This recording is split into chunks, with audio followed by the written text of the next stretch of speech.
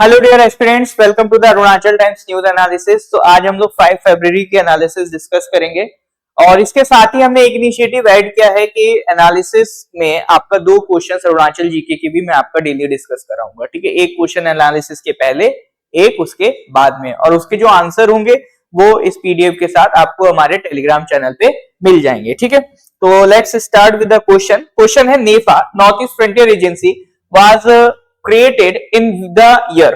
ठीक है, तो अरुणाचल प्रदेश जो कि पहले नेफा के नाम से जाना जाता था, वो किस साल में क्रिएट हुआ है, ये आपका क्वेश्चन है। आसान सवाल है, कमेंट में इसको आप मेंशन करिए और इसके अगर आपको आंसर चाहिए तो करेक्ट आंसर मैं आपको पीडीएफ के साथ टेलीग्राम चैनल पे प्रोवाइड कर दूंगा। टेलीग्राम चैनल कैसे ज्वाइन करना है सर? टेलीग्राम चैनल ज्वाइन करने का आपको मैंने यहाँ पर क्यूआर कोड दे दिया है, इसको स्कैन करके आप डायरेक्ट उसको ज्वाइन कर सकते हैं। साथ ही साथ एपीपीएससी वालों के लिए हमारा अभ्यास कोर्स चल रहा है, जिसमें हम आपका मेंस आंसर राइटिंग प्रैक्टिस करवा रहे हैं, मॉक टेस्ट प्रोवाइड कर रहे हैं, जिसमें आपका पर्सनलाइज फीडबैक प्रोवाइड किया जा रहा है। आप जो भी आंसर लिखेंगे, हमारे जो डेडिकेटेड मेंटर्स हैं उसको इवैल्यूएट करके जो भी आपकी कमी है उसको पिन पॉइंट करके आपको सजेशन देंगे कि आप अपने आंसर्स को और बेटर कर सकते हैं। तो ये अरुणाचल प्रदेश का आपका सबसे ज्यादा अफोर्डेबल कोर्स है।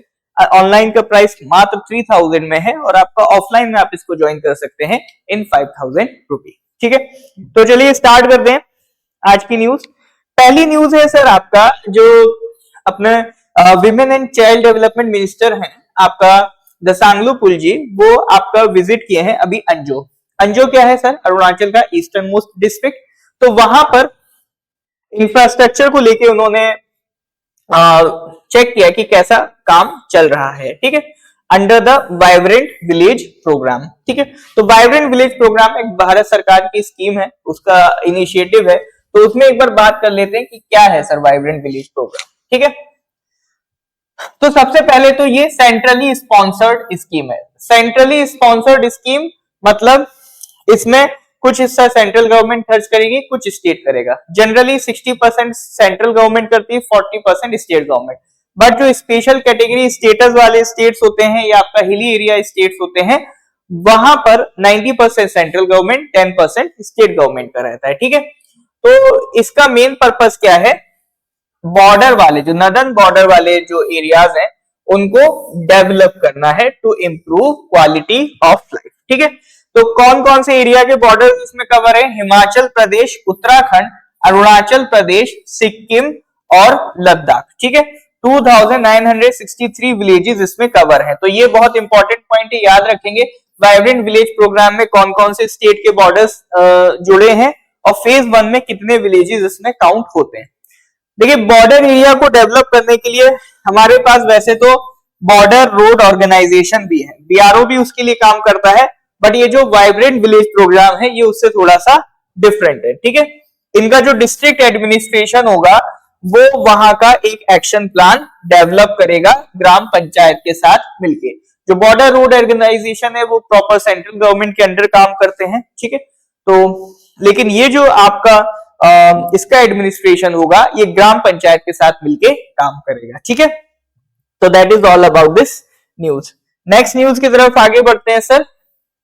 वांचोस commemorate 150th anniversary of Anglo Wancho war. ठीक है, तो एंग्लो वांचो वार जो आपका होता है 1875 में, उसको कोमेमोरेट किया है। ठीक है, तो इसकी आपकी 150th एनिवर्सरी थी। तो इसमें कुछ पॉइंट्स हैं जो ध्यान रखिएगा, जैसे it is one of the war fought by the heroes of Arunachal Pradesh against the Britishers. ठीक है, ब्रिटिशर्स के अगेंस्ट, जैसे एक आपका एंग्लो अबोर वार आपका न्यूज में रहता है, एंग्लो वांचो वार है। ठीक है, तो ये ऐसे वॉर हैं जो आपका लड़े गए हैं अगेंस्ट द ब्रिटिशर्स। और ये सिर्फ इसको सिग्निफाई नहीं करता है कि ये ब्रिटिशर्स के अगेंस्ट लड़े गए हैं, ये सिग्निफाई करता है कि यहाँ के लोगों ने अपने सॉवरेनिटी के लिए, अपने कल्चर को प्रोटेक्ट करने के लिए बाहर के किसी इन्वेजन के खिलाफ आवाज उठाई। तो ऑब्वियसली बात है, तो उनके जो एफर्ट्स हैं वो सैल्यूट करने के लिए हैं, उनके जो एफर्ट्स हैं वो रेस्पेक्ट करने के लिए हैं। तो उसी को सेलिब्रेट किया गया है with the event named Gantan. ठीक है, with the event named Gantan the tribute was paid to unsung Wancho heroes who resisted British forces. ठीक है, अब इसमें देखिए एक फैक्चुअल पॉइंट ये ध्यान रखिएगा कि आपका रिसर्चर है नेफा वांगसा जी। नेफा वांगसा जी रिसर्चर है, उन्होंने ये जो वॉर है इस पे काफी डीप रिसर्च किया है, एक्सटेंसिव रिसर्च किया है, और उनको किस बुक में लिखा है, नगीनु मैसेकर। ठीक है, नगीनु मैसेकर। हो सकता है मेरा प्रोनाउंसिएशन गलत हो, तो काइंडली एक बार कमेंट में इसका करेक्ट प्रोनाउंसिएशन भी मुझे प्रोवाइड करें। ठीक है, नगीनु मैसेकर। तो इसमें उन्होंने मेंशन किया है ये वॉर के बारे में। अब देखो आपके एग्जाम में सीधा क्वेश्चन ऐसे बन सकता है, ये बुक दे देगा, पूछ लेगा बताइए इसके ऑथर का नाम क्या है।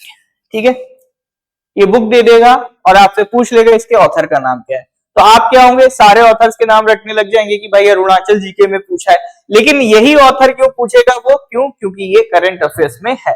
तो बहुत सारे अरुणाचल के जो स्टैटिक क्वेश्चन है वो आपका करंट अफेयर्स से इंस्पायर होकर बन जाते हैं, तो इसका आपको खास ध्यान रखना है। ठीक है, दूसरा पॉइंट सर ये ध्यान रखिएगा, मिथुन को ऑफिशियली रिकॉग्नाइज किया है एज ए फूड एनिमल। ठीक है, एज ए फूड एनिमल बोल रहा हूं। ठीक है, और इसका जो मीट है उसका नाम क्या पड़ा है, वेसी। तो ये पॉइंट ध्यान रखेंगे। नेक्स्ट, ये एक एडिटोरियल था गार्बेज टाउन के नाम से। यहां पर मतलब ये जो ऑथर है एडिटोरियल के, वो बताना चाह रहे हैं कि क्लीनलीनेस में ईटानगर काफी पीछे है, तो उसको इंप्रूव करने की जरूरत है। जैसे उन्होंने मेंशन किया है कि आपका जो 2020 में सर्वे हुआ था उसमें Itanagar was ranked 7th among the 10 dirtiest cities under 10 lakh population. ठीक है, तो 10 लाख पॉपुलेशन वाली सिटीज की जो कैटेगरी थी उसमें जो 10 सबसे डर्टीएस्ट सिटीज थी उसमें से ईटानगर की रैंक कितनी आई है, 7th। ऐसा नहीं है नॉर्थ ईस्ट में ईटानगर ही अकेला है, शिलोंग की रैंक थी 6, दीमापुर की रैंक थी 8 इन द सेम कैटेगरी। तो ऑब्वियसली बात है अगर रैंक पुअर है तो उसको इंप्रूव करने की जरूरत है। ठीक है, अभी क्या इश्यूज चल रहे हैं, देखिए अभी भी इश्यूज यही है कि गार्बेज अभी भी दिख जाता है, हाईवेज पे मिसमैनेजमेंट होता है, lack of fix timings and designated dustbins for waste disposal, plastic and waste often end up in rivers. तो अभी भी जो वेस्ट डिस्पोजल है वो मैनेज नहीं हो पा रहा है, तो ऑथर का कहना है ये भी अभी एक कंसर्न है। अब इसको लेके जो आपका ईटानगर म्युनिसिपल कॉर्पोरेशन है उसने क्या इनिशिएटिव लिया, उन्होंने कहा कि देखो भाई पहले एक टाइम हम कूड़ा उठाते थे, अब 2 बार उठाएंगे। ठीक है, तो उन्होंने क्या अनाउंस किया, garbage collection twice a day. लेकिन ऐसा ऑथर कह रहे हैं कि दिख रहा है कि वो चीज फॉलो नहीं हो रही है। जैसे पहले आपको याद होगा एक सुबह सुबह गाना चलता था, स्वच्छ भारत का इरादा कर लिया हमने, है ना, तो ये आजकल सुनने को कम मिलता है। तो ये ऑथर का कहना है कि पहले सुबह उससे ही होती थी, उस गाने से पता चलता था कि हाँ भाई आईएमसी की गाड़ी आई है वेस्ट डिस्पोज करने, तो वो अब ऑथर का कहना है वो कम हो गया है। तो सिटीजन का कंसर्न क्या है, loud garbage truck announcements are annoying but ineffective, demanded for proper waste segregation, disposal and clean city rights. ठीक है, ये आपका ऑथर का कहना है। उन्होंने सजेशन दिया है कि भाई आपका जो कूड़ा उठाने का टाइम है उसे फिक्स कर दो और वेस्ट डिस्पोजल लोकेशन डेजिग्नेट कर दो इन ईच सेक्टर। तो जो भी बेस्ट प्रैक्टिस है वेस्ट मैनेजमेंट के लिए उन पे आपको काम करना चाहिए, ऐसा आपका ऑथर का कहना है। ठीक है, तो ये ईटानगर स्पेसिफिक एक आर्टिकल था, उसको मैंने साथ में आपके डिस्कस किया। एनालिसिस में इतना ही। क्वेश्चन देखते हैं सर, ये भी नेफा से रिलेटेड है। तो question of the day is in which year the NEFA was renamed as Arunachal Pradesh. ठीक है, ये भी आसान सवाल है, कमेंट सेक्शन में इसका आंसर मेंशन करिए। बाकी करेक्ट आंसर अगर आपको जानना है या ये आपका जो भी एनालिसिस हो रहा है उसका पीडीएफ चाहिए, तो आप ये जो स्क्रीन पे क्यूआर कोड देख रहे हैं इसको आप क्या कर सकते हैं, स्कैन करके ज्वाइन कर सकते हैं हमारा टेलीग्राम चैनल। ठीक है, तो ये आज का एनालिसिस कंप्लीट हुआ। अगर आपको इसी तरह से डेली एनालिसिस चाहिए तो वीडियो को लाइक कर दीजिए, अपने कलीग्स के साथ इसे शेयर कर दीजिए, चैनल को सब्सक्राइब कर दीजिए।